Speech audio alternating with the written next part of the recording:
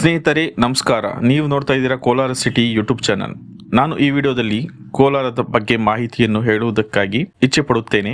ಕೋಲಾರದ ಐತಿಹಾಸಿಕ, ಸಾಂಸ್ಕೃತಿಕ ಮತ್ತು ಧಾರ್ಮಿಕ ಬೆಳವಣಿಗೆಗಳ ಪರಿಚಯವನ್ನು ಮಾಡುವುದಕ್ಕಾಗಿ ನಾನು ಈ ವಿಡಿಯೋವನ್ನು ಮಾಡುತ್ತಿದ್ದೇನೆ. ಕೋಲಾರ ಜಿಲ್ಲೆಯ ಇತಿಹಾಸವು 4ನೇ ಶತಮಾನದ ಗಂಗಾ ದ್ರಾವಿಡರ ಕಾಲದಿಂದ ಪ್ರಾರಂಭವಾಗುತ್ತದೆ. ಗಂಗರು, ಚೋಳರು, ಹೊಯ್ಸಳರು ಆಳಿರುವಂತಹ ನಾಡಾಗಿದೆ ಕೋಲಾರ ಜಿಲ್ಲೆ. ಹಾಗೆಯೇ ಸೂಫಿ ಪರಂಪರೆಯ ಕುತುಬ್ ಗೋರಿ ದರ್ಗಾವು ಕೋಲಾರ ನಗರದ ಪ್ರಮುಖ ಅಂಗವಾಗಿದೆ. ಈ ದರ್ಗಾವು ಸೂಫಿ ಸಂತರು ತಮ್ಮ ಜೀವನ ಪರ್ಯಂತ ಧರ್ಮ ಪ್ರಚಾರ ನಡೆಸಿದ ಪ್ರಭಾವಶಾಲಿ ತಾಣ.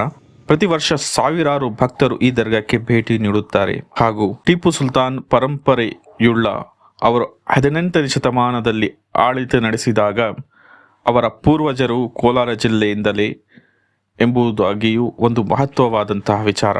ಕೋಲಾರದ ಧಾರ್ಮಿಕ ಕ್ಷೇತ್ರಗಳಲ್ಲಿ ಅಂತರಗಂಗೆ ಬೆಟ್ಟವು ಒಂದು ಪ್ರಮುಖವಾದಂತಹ ಪ್ರವಾಸಿ ತಾಣದಲ್ಲಿ ಒಂದಾಗಿದೆ. ಇದು ಪ್ರವಾಸಿಗರಿಗೆ ಮಾತ್ರವಲ್ಲ, ಧಾರ್ಮಿಕತೆಯನ್ನು ಪ್ರೀತಿಸುವವರಿಗೆ ಆಕರ್ಷಕ ತಾಣವಾಗಿದೆ.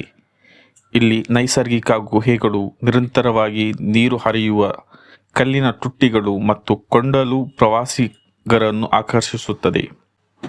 ಕೋಲಾರವು ರೇಷ್ಮೆ ಉತ್ಪಾದನೆಯ ಪ್ರಮುಖ ಕೇಂದ್ರಗಳಲ್ಲಿ ಒಂದು.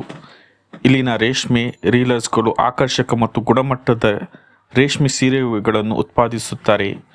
ರೇಷ್ಮೆ ಧಾಗೆ ಮಾರುಕಟ್ಟೆ ಕೋಲಾರದ ಆರ್ಥಿಕತೆಯಲ್ಲಿ ಪ್ರಮುಖ ಪಾತ್ರ ವಹಿಸುತ್ತದೆ.